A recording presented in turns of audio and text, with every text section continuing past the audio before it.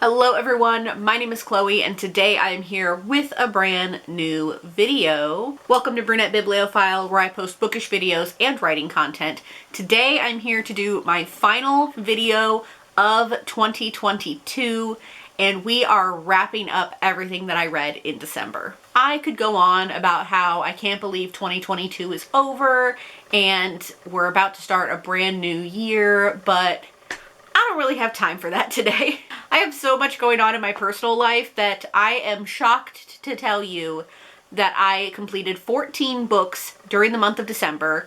This was probably my best reading month in all of 2022, and I'm still trying to finish a 15th book. So the first 5 books that I completed this month were actually part of my big vlog video where I read the romance nominees for the Goodreads Choice Awards. So I'm going to link that video in the description below because then you can hear more of my thoughts on each of those books. I'm not going to talk too much about them here, but we will briefly talk about each one. So the first book I completed was Delilah Green Doesn't Care by Ashley Herring Blake. This is a book that has been making its rounds. It is very popular, and I think it definitely stands up to that hype. This is a female-female romance following a photographer from New York City who is coming back to her hometown to be the photographer for her stepsister's wedding. And it is also about one of the sister's friends who is a bookstore owner and a mom, and they form a relationship. This book I gave 4 stars. I definitely anticipate picking up the sequel, which is following the stepsister, and I am excited to see what else this author does in the future. Next, I read probably one of my favorite books ever and of the year, and that was Every Summer After by Carly Fortune. This book is the author's debut, and oh my gosh, it had me in tears. It's told in a then-now perspective following 2 childhood friends who met when they were 13 at a summer lake house, and it follows them every summer after that up until present day. 5 freaking stars. I loved this book so much, and I am excited to pick up the author's next book. I don't think they're related in any way, but I'm just very excited to read more from this author. Next, I read Twisted Hate by Anna Huang, and this is actually the 3rd book in a companion series. If you guys have been around for a while, you know that I like to read books in the publishing order, so it bothered me that I had to read the 3rd one first, but I'll get over it. This is an Enemies with Benefits book. It is very spicy. And I actually have the audiobook of the first one as one of my Libro FM ALCs, so I definitely had this series on my radar. It has been very popular, and I do anticipate picking up the other books in the series. Next, I read Things We Never Got Over by Lucy Score. First of all, I'm so proud to say that I read this almost 600-page book mostly in one day. I read 60 pages the night before and then spent all of a Saturday, or maybe it was a Sunday, I don't know. I spent all of the day reading 500 pages of this book, and I really enjoyed it. I definitely am going to be picking up the sequel when that comes out, and I am going to be looking into more of what Lucy Score has written because I really freaking enjoyed this book, even though it took me a little bit to get into. I gave it 4 stars. And the last one that I read for the Goodreads Choice Awards was Terms and Conditions by Lauren Asher. This is another one where it's a companion series, but I still like to read them in publishing order, and this one is the 2nd book. And this one, some of the characters were a little bit two-dimensional, but I do think I will read the other books in the series because it kind of had won me over by the end of the book. Sometimes there's just those books with characters that aren't super fleshed out, but you still really like the book for some reason. So now, moving away from the Goodreads Choice Awards, the next book I read was This Wicked Fate by Callan Bayron. This is the sequel to This Poison Heart, and that was one of my favorite books of 2021. So you can imagine that I was very excited for the sequel. I had to know what happened. And this book definitely takes a deeper dive into the mythological aspects that the first book teased at. So people who really know mythology will really enjoy this book, but it went way deeper than I anticipated it. And that's not a bad thing, but sometimes it did have me confused on the story, and I think I was not prepared for that. For now, I'm landing on a 3.5 star rating for this book, but I would not rule out potentially rereading the duology back to back to maybe give myself more of a clearer understanding of this sequel. I'm still going to be checking out what Callum Bayron releases in the future, but for now, this is probably my least favorite book from her.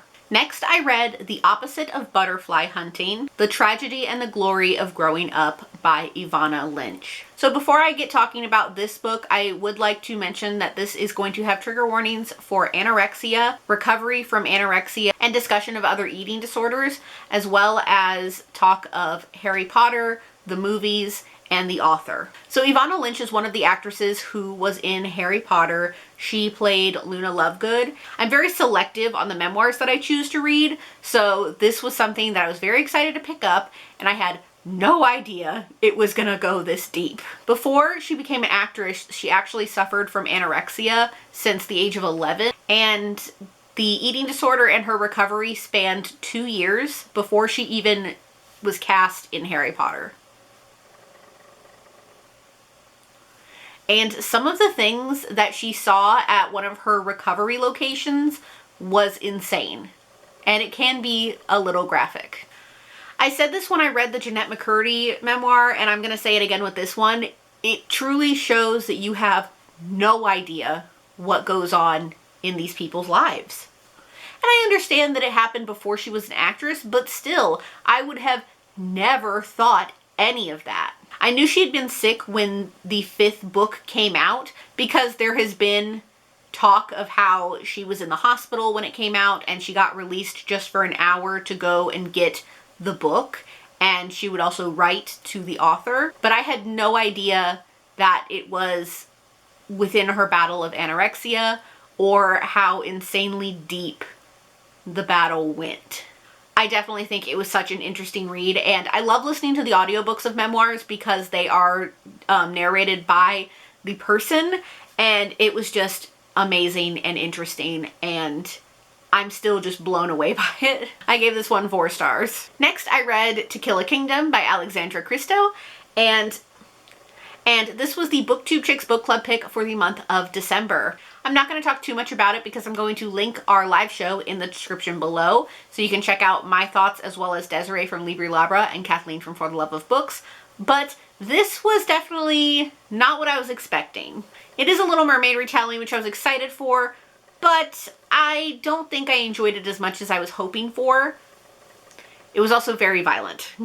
That's not to say that I wouldn't pick up anything else from this author. I'm definitely open to seeing any of her other retellings, but for now, I'm giving this one 3 stars. Next, I read Lore Olympus Volume 3 by Rachel Smith. I have such a complicated relationship with this graphic novel series. The first one, I was just about. The second one, I really enjoyed. And this third one, I was all prepared to just give up. I wasn't going to read any more of the series. And then the ending hooked me. So I'm going to give this series one more chance, and I will read Volume 4 when it comes out, but I just have such a complicated relationship with this series. I gave this one 3 stars, but that ending, I'm really hoping I like Volume 4. And next, I read Whiteout by Danielle Clayton, Tiffany D. Jackson, Nick Stone, Angie Thomas, Ashley Woodfolk, and Nicola Yoon.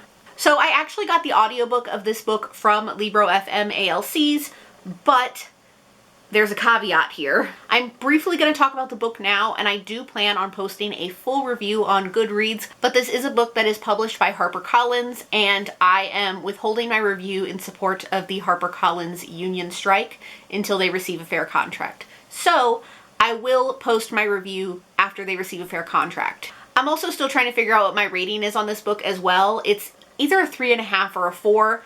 I enjoyed Blackout better, but I'm still trying to figure out my relationship with this book. Next, I read one of my favorite books of all time, and this is the 3rd reread that I have done of this book, and it was In a Holidays by Christina Lauren. This is one of my favorite books by Christina Lauren, so much so that I have made it a point to read it every holiday season, and I was able to get to it again this season.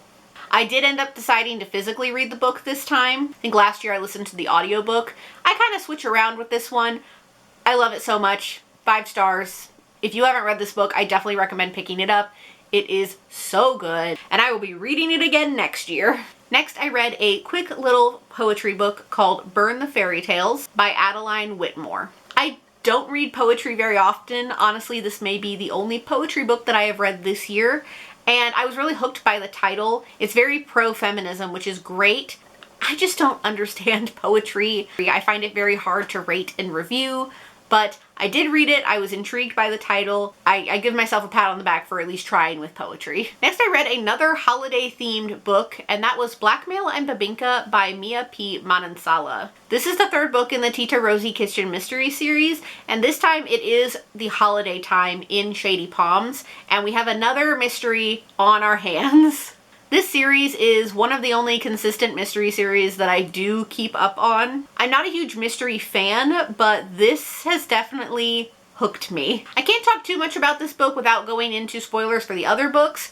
I'm really hoping in the 4th book a little bit more of the relationship will be explored, because it definitely took a back burner this time around. But I'm still really enjoying the series, and I'm excited for the next one, and I gave this one 4 stars. And the last book I completed, also on the mystery train, funny enough, is Finley Donovan Knocks 'Em Dead by El Casamano. This mystery series, this is only the 2nd book, but this mystery series, I have given 5 stars to both the books I have read so far. And this book definitely had some reveals that I'm hoping we'll discuss more in the 3rd book, and it was just funny. I don't even think I can begin to explain my relationship with mystery, but this one, wow, it was really good. And I'm so excited for the 3rd book. It is coming out in January, and the author is making a tour stop near where I live. So I'm going to her discussion and signing, and I am very excited, and I'm very excited to read the 3rd book as well.